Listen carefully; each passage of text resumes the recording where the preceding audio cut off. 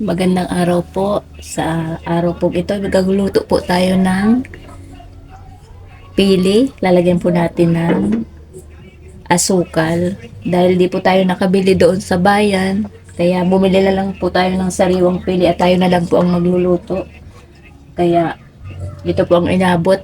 Durog-durog po. Di po tayo masyadong marunong magbiak. Ayan.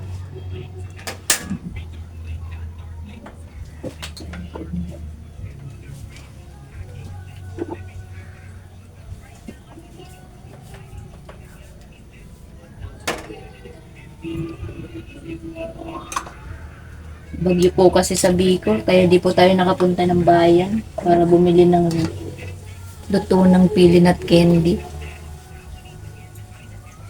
Ayan, mainit na po yung ating kawali.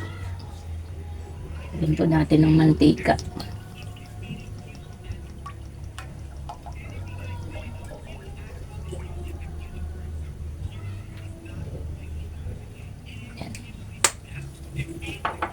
Paiinitin po natin.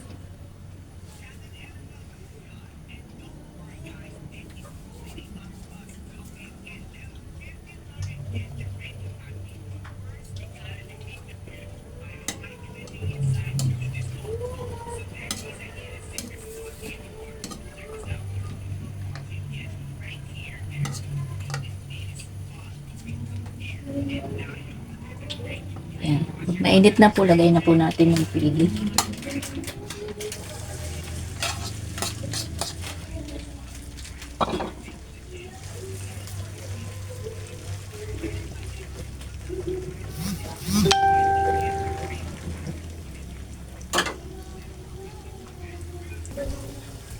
Ayan, medyo crispy-crispy na po yung pili, kaya pwede na po natin siyang lagyan ng asukal.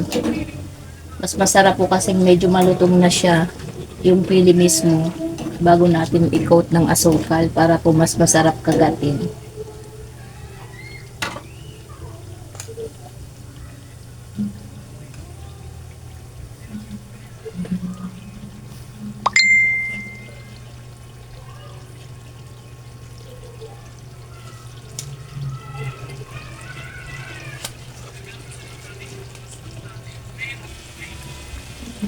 So, ayan, medyo brown na po siya.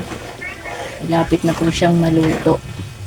Antay na lang po natin na yung asukal niya po ay mag-melt para pag ma-coat yung pili.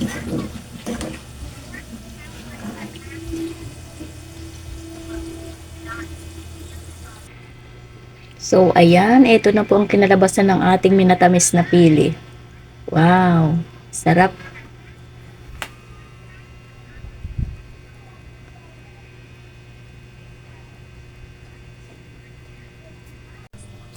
So, ngayon po ulit, salted na pili naman po ang ating lulutuin.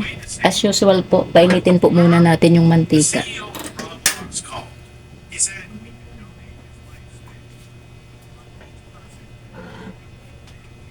Ayan.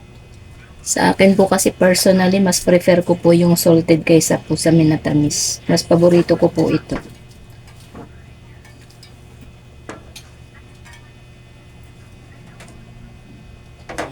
Lagyan na po natin ang bawang.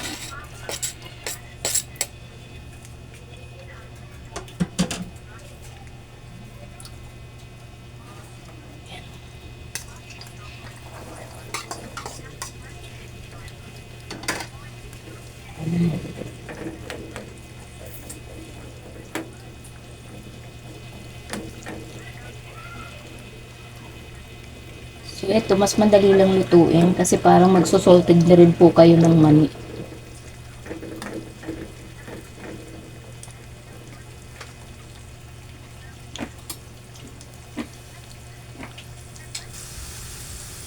So ayan, golden brown na rin po siya. Malapit na rin po natin siyang haluin.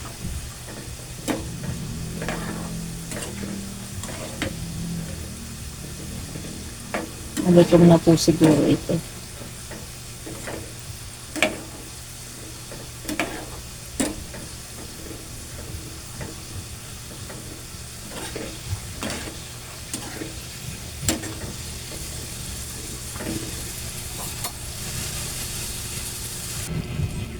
Ayan po, luto na po ang ating salted na pili.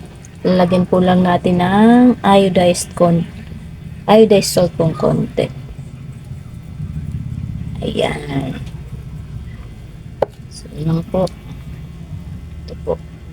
Salted at ang ating minatamis na pili. Mamili na lang po kayo dyan kung ano pong gusto niyo. So, ayan lang po. Maraming salamat po. Bye-bye po.